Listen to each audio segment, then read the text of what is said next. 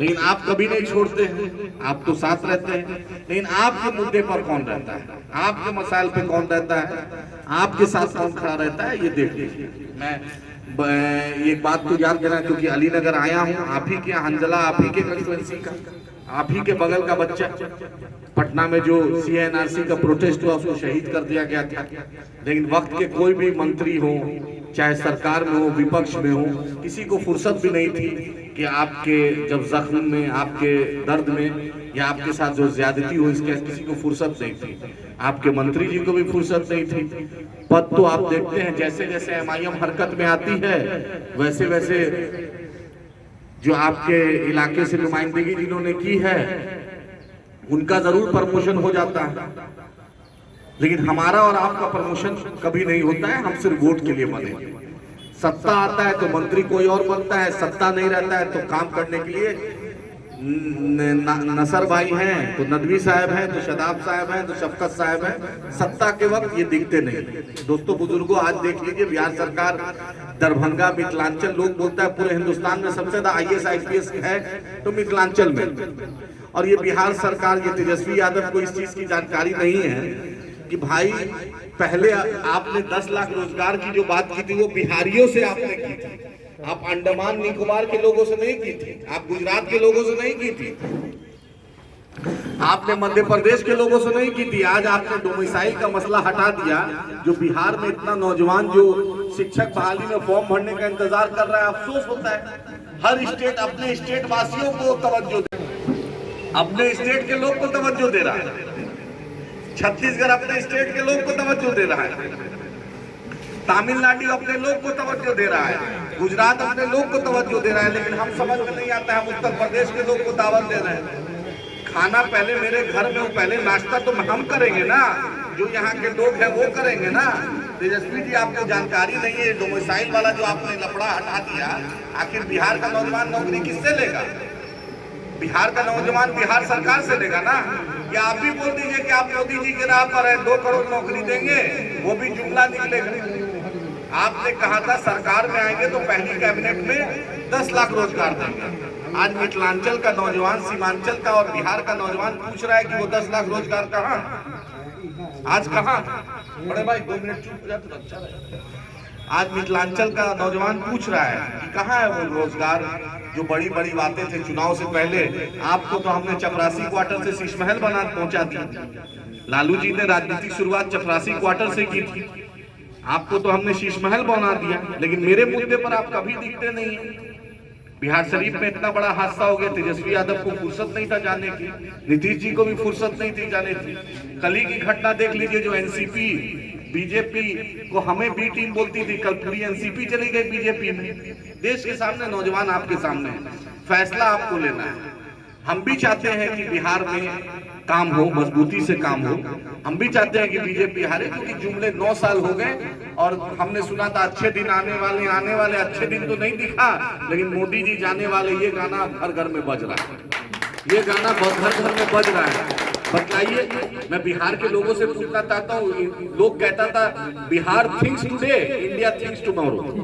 बिहार आज सोचता है तब देश सोचता है। लेकिन बिहार के लोगों में आपसे पूछ रहा हूँ कि बतलाइए, 26 MP वाला गुजरात, जहां सिर्फ 26 MP, 40 MP वाला बिहार, जयप्रकाश की भूमि रही, लोहिया की भूमि रही, कर्पूरी ठाकुर जी की भूमि रही, मौलाना मजरूल हक की भूमि रही, सरजमी है, डॉक्टर राजेंद्र प्रसाद साहब की सरजमी है, आखिर गुरु गोविंद जी महाराज साहब की सरजमी, शेरशाह सूरी की सरजमी रही है, मखदूम मोनप्पा की सरजमी रही है, मर्दूम यहिया मनेरी की सरजमी रही है, इतनी गौतम बुद्ध की सरजमी, इतनी जहीन सरजमी, इतनी तेज सरजमी, इतनी दिमाग की तेज सरजमी को आखिर कहाँ पे आज नौजवानों को जंग लग गया?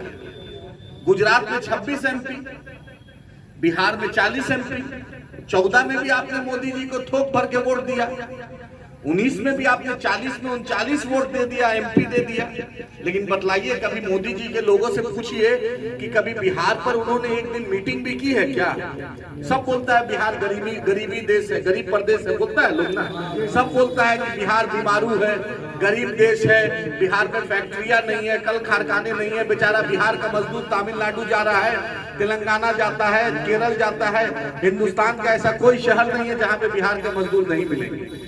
बतलाइए, एक नौजवान से पूछिए कि उसके घर में उसकी माँ है, उसकी बहन है, उसके बाप है, उसकी वाइफ है, उसका बच्चा है। जब दरभंगा स्टेशन जाता है, जैसे जैसे ट्रेन आगे बढ़ती है तो उसको घर की क्या याद आती है, उसी के दिन से पूछिए। घर में माँ बीमार है, लेकिन मजबूरी है कि गुजरात की फैक्ट्रियों में काम करना है, पैसा सिर्फ भेज सकते हैं, माँ की खिदमत नहीं कर सकते। यहाँ बीवी को विलादत हुई, बच्ची पैदा हुई, बेटा पैदा हुआ, लेकिन हम उसको देख नहीं पा रहे हैं, मजबूर है, क्योंकि गुजरात के, महाराष्ट्र के, तेलंगाना की कंपनियों में खटना पड़ रहा है। तभी पैसा देंगे तो हॉस्पिटल का बिल होगा। मैं बिहार के नौजवानों, आप सब नौजवान हैं, ये पूछिए, मोदी जी से पूछिए, एक भी कैबिनेट मीटिंग, एक भी मीटिंग पिछले 9.5 साल हो गया। हमने बहुत सुना था कि बिहार को स्पेशल स्टेटस मिलेगा, दरभंगा एयरपोर्ट में चप्पल पहन के, हवाई चप्पल पहन के लोग एयरपोर्ट में हवाई यात्रा करेंगे। मैं तो पूछिए कि बतलाइए कि कितना हवाई चप्पल वाले लोग यात्रा कर रहे हैं। आपके, जब आपका चेक करता हूं, Darbhanga to Delhi, Darbhanga to Bombay, Darbhanga to Jaipur, Darbhanga to Hyderabad, तो टिकट का दाम कभी 18,000, कभी 22,000, कभी 26,000, कभी कभी तो 52,000 भी देखिए। दुबई से आदमी आ जाए वो सस्ता हो, लेकिन आप क्या 52,000 देखा है रेट? ये सच्चाई। अभी मोदी जी ने 4 दिन पहले कहा था, एनसीपी पर बोला था कि भ्रष्टाचार का किताब है, खूब भ्रष्टाचार है, अजीत पवार साहब भ्रष्टाचार किए, हम सिंचाई घोटाला करेंगे, किया है इन्होंने, कोऑपरेटिव घोटाला किया है। मुझे समझ में नहीं आया ये आदमी सोता कैसे, इतनी झूठ बोलकर ये सोता कैसे, इसको नींद कैसे आती है कि अभी 4 दिन पहले इस आदमी ने इतना झूठ बोला और कल उस पूरे लोग, एनसीपी के लोग उसके मंत्रिमंडल में शामिल हो गए और एहसास तक नहीं हुआ। मैं भाजपाइयों से पूछता हूं कि यार तुम इतना झूठ बोलते कहां से? तुम्हारा झूठ का कारखाना है कहां? उसका रात में, अरे हर इंसान कोई चोरी भी करता है, डकैती भी करता है, छिनतौरी भी करता है। मुझे एहसास है कि हर का दिल में धड़कता हुआ दिल है, एहसास है। किसी को आदमी ब्लेड मार देता है, छुरी मार देता है, गाली बक देता है, डांट देता है, तो एहसास होता है गलत किए यार, सीएम बना दिए। और बिहार के लोग, नौजवान, पूछिए आप भाजपाइयों से, पूछिए ये बात कि बिहार पर आज तक मोदी जी ने 9.5 साल में, मैं ओपन यहाँ पर कोई रूम में नहीं बात कर रहा हूँ, सोशल मीडिया का जमाना है, मेरा बात फेसबुक और रिकॉर्डिंग हो रहा है। 9.5 साल में भाजपाइयों से पूछिए, एक दिन मोदी जी ने मीटिंग किया हो बिहार के मुद्दे पर? एक दिन मीटिंग किया हो कि बिहार का बहुत पलायन हो रहा है, बिहार का नौजवान को दिल्ली बॉम्बे जाना पड़ता है, बिहार की स्थिति बाढ़ से तबाह है, बिहार में सुखाड़ है, बिहार में फैक्ट्रियां नहीं है, कल कारखाने नहीं है। 9.5 साल में आपने 2014 में 35 एमपी दिया, आपने 2019 में 39 एमपी दिया, यानी 40 में आपने 39 दे दिया। वो तो किशनगंज की सरजमी थी जो एक जिता दिया अपोजिशन को, बाकी 40 में आपने 39 उनको दे दिया। लेकिन आपको बतलाइए कि इतना आपने जिताया, आपको क्या मिला? हिंदू मुसलमान, बतलाइए कि हिंदू और मुसलमान भारत का 2 आंख है।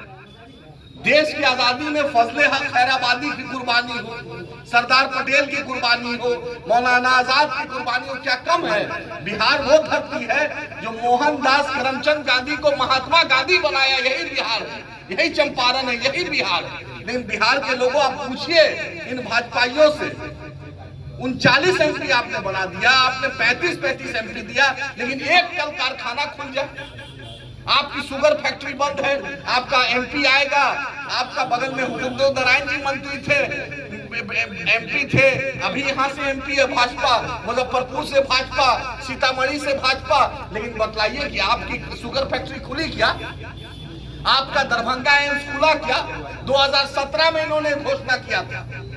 अरे बच्चा पैदा होता है 9 महीना में, एम्स हॉस्पिटल बनने में 1 साल, 2 साल, 3 साल लगता, ये 8वां साल हो रहा है। कभी नीतीश जी के पाले में ये बोलते हैं, कभी मोदी जी के पाला में ये देते हैं। आखिर नुकसान तो बिहार के लोगों को हो रहा है।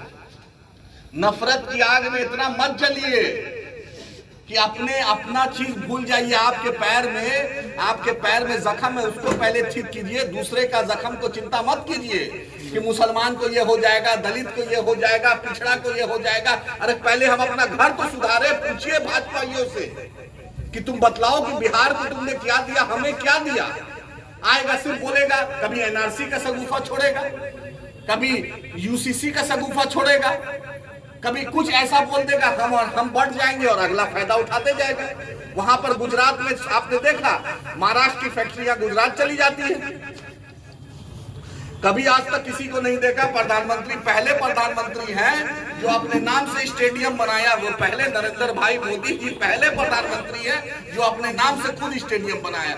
हम लोग सरदार पटेल साहब का स्टेडियम बना, इंदिरा जी का बना, मौलाना मजरूल हक स्टेडियम बना, दूसरा स्टेडियम बना, लेकिन पहले ये प्रधानमंत्री है जो खुद अपने स्टेडियम का नाम करते हैं। वो भी जब आईपीएल का फाइनल हुआ तो आपने देखा कि किस तरीके से पानी घुर रहा था, पानी गिर रहा था, क्या बदइंतजामी थी। मैं नौजवानों आपसे पूछते हैं, स्टेट सरकार का क्या हाल है आप देख रहे हैं। इनके लालू जी के 2 चश्मो चिराग हैं, उन्होंने उन दोनों को रोजगार दे दिया है। तेजस्वी तेज प्रताप अगर लालू जी के घर में नहीं पैदा होते तो चपरासी की भी नौकरी नहीं मिलती। लेकिन ये किस्मत के इतने धनी है कि लालू जी और रबड़ी जी के घर में पैदा हो गए कि दोनों को लालू जी आजीवन रोजगार दे दिए पिताजी के नाम पर। कोई गरीब यादव को नहीं एमएलए बनाएंगे, कोई गरीब यादव को टिकट नहीं मिलेगा। जो धन्ना सेठ है, जिनके पास पैसा है, उन्हीं को टिकट मिलेगा। और हम लोग बार बार देते जा रहे हैं लालू जी, लालू जी, लालू जी। नीतीश जी पलटी मारते हैं, कभी उधर चले जाते हैं, बोलते हैं मिट्टी में मिल जाएंगे, भाजपा में नहीं जाएंगे, रातों रात भाजपा में चले गए। फिर अभी बताइए, अभी नाटक फिर किए पिछले साल की, हम भाजपा से अलग हुए हैं, लेकिन राज्यसभा में डिप्टी चेयरमैन हरिवंश जी इसी नीतीश जी का। शरद यादव साहब राज्यसभा थे, वो डायलिसिस पे थे, किडनी का पेशेंट थे, उनका राज्यसभा छीनने के लिए, उनको राज्यसभा से हटाने के लिए नीतीश जी ने पूरी ताकत लगा दी। लेकिन हरिवंश जी इनका आदमी है, फिर कल पलटी मार दे तो हमको बोलते हैं बी टीम। आज हमारी आवाज बैरिस्टर असदुद्दीन ओवैसी साहब से बढ़कर कौन उठाता है नौजवानों को। कभी भी लोग बोलता है कि एमआईएम हिंदुओं के खिलाफ है, हम कभी नहीं। बतला दे कोई एक स्टेटमेंट कि गैर मुस्लिम भाई को हैदराबाद के दिलशाद भाई यहाँ पूछिए, दारुसलाम मेरा हेडक्वार्टर है, सिर पर टीका हो, टोपी हो, क्रॉस हो, पगड़ी हो, सबका उतना ही इस्तेमाल करते हैं, वही हमारी पहचान है। इसलिए 1984 से लेकर आज तक किसी ने मां के लाल में दम नहीं कि हमें हरा पाए। आप पूछिए, दिलशाद साहब हैदराबाद के रहने वाले, हैदराबाद से क्या रिश्ता है, पूछिए, कोई भी आता हो। अभी सदर साहब ने जितने भी, जब कोई भी बिरादरी का हो, ये इसीलिए हम जीतते हैं।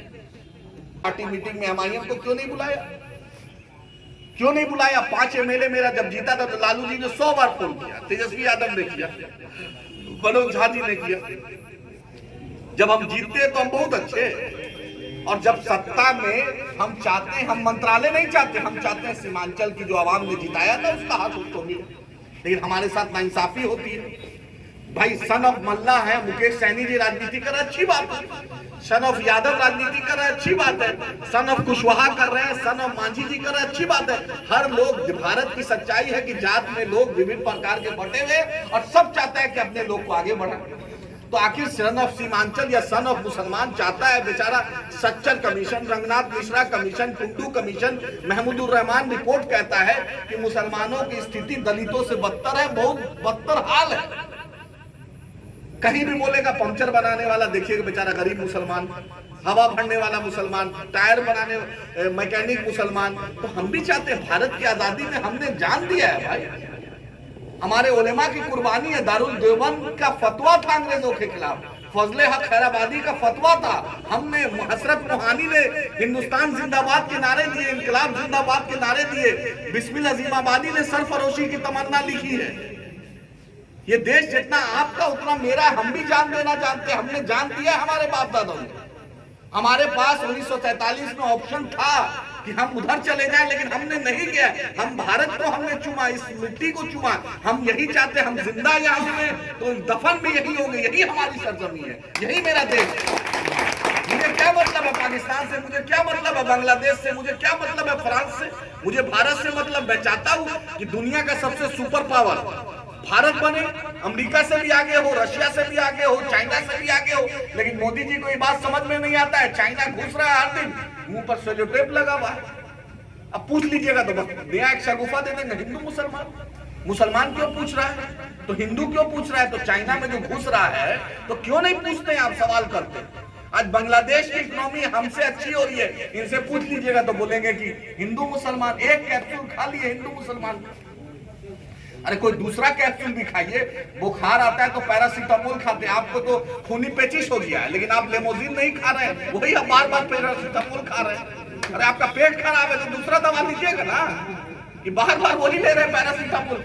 खराब है पेट, कौन पेट खराब का दवा बताइए, वही दे दिया जाए। पेट खराब है लेकिन बार बार पैरासीटामोल खा रहे हैं। अच्छा डॉक्टर लाइए, देश को डॉक्टर दीजिए जो डॉक्टर आपका इलाज करे। अब हम यही जानते हैं, अभी जलाल साहब ने बहुत अच्छी बात कही, अच्छे दिन आने वाले, कोई देखा अच्छे दिन। स्मृति ईरानी 400 रुपए का सिलेंडर था तो ऐसे लेके दौड़ती थी, आज 1200 रुपए का सिलेंडर है तो भूल गई। और टमाटर 100 रुपए से ऊपर है, तेल का दाम से आगे बढ़ रहा है टमाटर का दाम, कोई बोलने वाला नहीं, बस दे देंगे हिंदू मुसलमान, हिंदू मुसलमान। और ओवैसी साहब से बतलाइए, मैं खासकर मुस्लिम नौजवानों से बोलना चाहता हूं, आप बार बार बोलते, बतलाइए कि आज तक हमने किसी गैर मुस्लिम को कुछ खिलाफ बोला हो?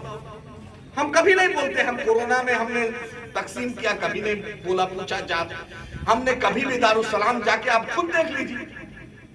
लेकिन आखिर बतलाइए कि हमारी हिस्सेदारी सरकार में कब होगी? हमारी भी आबादी 20% है, कल हमारे लोग भी चाहते हैं एमएलए बने, एमपी बने, मिनिस्टर बने, हम भी चाहते हैं कि स्कॉलरशिप का फंड बने। एएमयू किशनगंज सोनिया जी आई थी 2014 में, आके उद्घाटन की थी, 1 रुपया नहीं मिला। 9.5 साल मोदी जी का हो गया, 1 रुपया नहीं मिला। तो क्या ये बोलना गुनाह है? अगर एएमयू किशनगंज बनता तो क्या सिर्फ आदिल पढ़ता, इमरान पढ़ता, जो उस इलाके का बच्चा रहता सब पढ़ता? क्या दरभंगा एम्स खुलता तो सिर्फ कोई एक जात के लोग या धर्म के लोग पढ़ते? सब लोग को फायदा होता। आखिर मोदी जी को ये बात क्यों नहीं समझ में आती है? फिर आप बोलेंगे कि बुखार, पेट खराब है और खा रहे बुखार की दवा। तो अभी बहुत अच्छी बात है भाई, बहुत दिन आप रह लिए, हाथ जोड़ रहे हैं, अब जाइए अदानी के साथ घूमिए, देश को भाई रहम कीजिए। हम लोग चाहते हैं हिंदू और मुसलमान मिल के रहे, लेकिन हम चाहता है, एमआईएम चाहता है एक लीडरशिप हो। जब मांझी जी को इख्तियार है इस देश में, आज अपने बिरादरी का उत्थान कर रहे हैं, आज मल्ला साहब मुकेश सहनी को इख्तियार है, आज उपेंद्र कुशवाहा जी को है, चिराग पासवान जी को है, तो हम लोग को भी है कि हम भी चाहते हैं पॉलिटिकल इज्जत। आज तेजस्वी यादव के बगल में कल लालू जी थे तो दिखते थे, कभी फातमी साहब, कभी सिद्दीकी साहब, कभी तस्लीम साहब, कभी अब्दुल गफूर साहब, लेकिन तेजस्वी यादव जी के बगल में कभी नहीं दिखते, कभी हम लोग कभी नहीं दिख रहे हैं। आज मुस्लिम नौजवान को अफ्तार पार्टी नहीं चाहिए, आज हमें मुशायरा नहीं चाहिए। लालू जी थे, आप मुशायरा करा दिए, अफ्तार पार्टी करा दिए। अरे अफ्तार पार्टी 15 घंटा रोजा हम रख रहे हैं, और देखिएगा अफ्तार पार्टी में तो नीतीश जी खजूर खिला रहे हैं तेजस्वी को, तेजस्वी खजूर खिला रहे हैं नीतीश जी को। 15-16 घंटा रोजा हम रखे और खजूर आप खा रहे हैं, टोपी एक दूसरे को पहना रहे हैं। नीतीश जी का अफ्तार पार्टी का सुन लीजिए, 5:50 में नीतीश जी को उनके सेक्रेटरी ने कहा, डीएसपी एसडीओ डीएम को फोन हुआ, हुजूर कि बादशाह सलामत तेजस्वी क्या जाने वाले। 5:50 में कॉफी खत्म हुई होगी, 5:55 में घर से निकले, 6:05 में पहुंचे। बस जैसे पहुंचे पूरा कैमरा की टीम लगे, खच खच खच खच खच खच फोटो शुरू हुआ। फोटो शुरू हुआ तो एक तो बगल में एक थे शक्ति यादव, निकाल के टोपी दिए, हुजूर रमजान है इसमें पहनना पड़ेगा, तो टोपी पहना दिया। वो इनको गमछा दे रहा दिया। उसके देखे कितना, हुजूर कितने बजे है जी? 6:13 में, अभी कॉफी पी कराए और 6:13 में दोनों एक दूसरे को खजूर खिला रहे हैं। और पूरे दूसरे दिन अखबार में छप रहा है कि मुसलमानों के लिए अफ्तार पार्टी रखी गई। भाई खजूर खाए तुम, टोपी पहने तुम, बुड़बक बनाए तुम, और अफ्तार मेरा बनाते। ये कहाँ का इंसाफ? हम 16 घंटा, 14 घंटा, 12 घंटा हम रख रहे हैं रोजा, फजीर से लेके मगरिब तक। अफ्तार पार्टी का फोटो आप खिंचा रहे हैं और फिर बोलेंगे देश खतरा में है। लालू जी बोले चुप हो भाई, ओ बुड़बक। भाई आपका बेटा तो 9वीं फेल है, डिप्टी सीएम बन गया, लेकिन मेरा नसर नवाब को कब हिस्सेदारी मिलेगी? मेरे नदवी साहब को कब मिलेगी? मेरे शफकत साहब को कब मिलेगी? शनाब साहब को कब मिलेगी? दिलशाद साहब को घर छोड़कर क्यों जाना पड़ रहा है हैदराबाद? इनको हिस्सेदारी कब मिलेगी? हैदराबाद में माइनॉरिटी बजट 2200 करोड़ है, वहां पे अकलियतों की आबादी सिर्फ 50 लाख, सिर्फ 50 लाख। और यहाँ पर 2.25 करोड़ आबादी है, यहाँ सिर्फ 630 करोड़ रुपया। ऊंट के मुंह में जीरा है। अगर यही बात बोल देंगे तो बोलेगा बी टीम है, बी टीम है, बी टीम है। तो लालू जी आज का नौजवान जान लिया, जब 1990 में आप सरकार बनाए थे तो 33 भाजपा के एमएलए की मदद से बनाए थे। ऐसा नहीं कि आजकल कोई चीज छुपा हुआ है। आप मेरे बाप चचा से वोट ले लिया पोट पोट के, तो आप तो चपरासी क्वार्टर से शीश महल चल गए, आपको भी चीफ मिनिस्टर बना दिया, आपकी बेगम को भी बना दिया, दोनों साले साहब को भी एमपी में एमएलए बना दिया, बेटे साहब को भी डिप्टी सीएम बना दिया, बेटी साहिबा को भी राज्यसभा भेज दिया, एक और बेटा साहब को भी परिवहन मंत्री बना के पर्यावरण मंत्री बना दिया।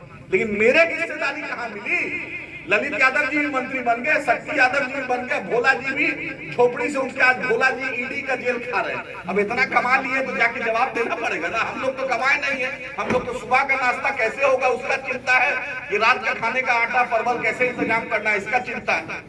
तो आप जब ज्यादा खाता है तभी ना किसी को खूनी पेचिश होता है, किसको उल्टी होता है? जो खाना ज्यादा खाता है बदहजमी किसको होती है? हम औसा खा ही नहीं रहे तो मेरे बदहजमी होगी नहीं। और बैरिस्टर साहब पूछ लेंगे कि तेलंगाना में बजट 2200 करोड़ है, आबादी वहां कम है, यहाँ आबादी ज्यादा है, बजट कम क्यों है? तो बोलेगा बीटी में है, बीटी में है, बीटी में। अरे भाई 17 साल जो भाजपा के गोद में पले बड़े, दूध पिए, हर कुछ किए, पूरे बिहार में भाजपा को लाया, उसका नाम नीतीश जी है। वो बीटी नहीं है, वो रातों रात तलाक दे दिए तो फिर हलाला करके चले गए, फिर तलाक दे दिए तो उनको आप जायज मान लिए। और जो हमेशा भाजपा को आरएसएस को एक्सपोज करता है, जिसका नाम बैरिस्टर असदुद्दीन ओवैसी साहब है, अकबर साहब है, करुणीमान साहब, हम बतलाएंगे जो हमारे साथ नाइंसाफी हुई। आज नया एक शगुफा यूसीसी बोल दिया। भाई यूसीसी मोदी जी से पूछिएगा तो फुल फॉर्म नहीं पता है, लेकिन मार्केट में दे दिए यूसीसी। अब बैठ के वहां पर ठाकुर जी बैठा हुआ है, बोल रहा है सबको अस्तूरा लगा रहे, ठाकुर जी बोल रहे हैं बहुत मोदी जी को ला रहा है कानून। फिर मौलवी साहब बोले नहीं मेरे खिलाफ है। ना मौलवी साहब ठीक से जान रहे हैं, ना ठाकुर जी ठीक से जान रहे हैं, ये दोनों लड़ाई कर रहे हैं। मोदी जी वहां 80,000 रुपए किलो का मशरूम खा के मस्त। फिर हम चेहरा देखिए, हर दिन लग रहा है कि शफकत रिजवान की जवानी कुर्बान उस पर कम पड़ गई है, मंजूर रहमान की जवानी फीकी है, लेकिन उनकी 80,000 का मशरूम का जो जवानी है देखिए। ऐसा मेरे नहीं समझ में आता है इनके दिल में इतना, कि बालासोर में घटना हुई रेलवे की, 1000 आदमी से ऊपर देखा आपने कैसी घटना हुई, और उनको आपने देखा और तब भी वो 3 कपड़ा बदल दिया। क्या उस आदमी में जलवा है? ये है खासियत, कपड़ा बदलने का इतना शौक है, 3 बार कपड़ा उस बालासोर में बदल लेते। और मणिपुर जल रहा है, रिपोर्टर साहब आए हैं, हम बोल देंगे मणिपुर जल रहा है तो बोल देगा पाकिस्तान चले जाओ, बांग्लादेश चले जाओ। अरे मेरा बाप दादा यहाँ है, मेरा 7 पुश्त यहाँ है, तो हम बांग्लादेश और पाकिस्तान क्यों जाएंगे? हम यही मरेंगे। इस देश के लिए हमने कुर्बानी दी है, हमने इंकलाब जिंदाबाद बोला, हमने सरफरोशी की तमन्ना लिखी, हमने 1947 में फजले खैराबादी से लेकर बहादुर शाह जफर से लेकर 1947 तक हमने कुर्बानी दी, हमारे उलेमा ने कुर्बानी दी। ये मेरा शहर है, मेरी मिट्टी, हम क्यों जाए छोड़ के? एक आदमी हमको बी टीम बोलता है, एक आदमी बोलता है जिन्ना है। तो आप फैसला लीजिए नौजवानों की, बतलाइए कि हम क्या है। जो 33 एमएलए के साथ सरकार बनाया वो कुछ नहीं, जो 17 साल बीजेपी के गोद में पला बड़ा वो कुछ नहीं, जो सरापा बीजेपी से आंख मिलाकर अगर कोई शख्स पार्लियामेंट में बोलता है उसका नाम बैरिस्टर असदुद्दीन ओवैसी है। हम एक्सपोज करते हैं कि हमारे साथ ज्यादती हुई, नाइंसाफी हुई, छपरा में मॉब लिंचिंग हुई, कुछ नहीं बोलेंगे। तेजस्वी यादव, नीतीश जी नहीं बोलेंगे। अरे भाजपा तो बोलती है, एक भी मुसलमान एमपी नहीं, एक भी मिनिस्टर नहीं, पार्लियामेंट भाजपा की तरफ से। अब नया एक शगुफ का पासमानदा, हम बोले पासमानदा ही मुसलमान को दे दो ना भाई, किसी को तो दो। 9.5 साल हो गया सरकार में, तो सरकार में सैयद शहनवाज हुसैन दिखे, सैयद मुख्तार अब्बास नकवी दिखे, सैयद जफर साहब एमपी बने, आरिफ मोहम्मद खान गवर्नर बने, नजमा हेपतुल्लाह गवर्नर बनी, मंत्री बनी, और फिर पासमानदा 9.5 साल हो गया तो अब पासमानदा बोल दिए। अरे किसी पासमानदा को तो एमपी मिनिस्टर बना दो।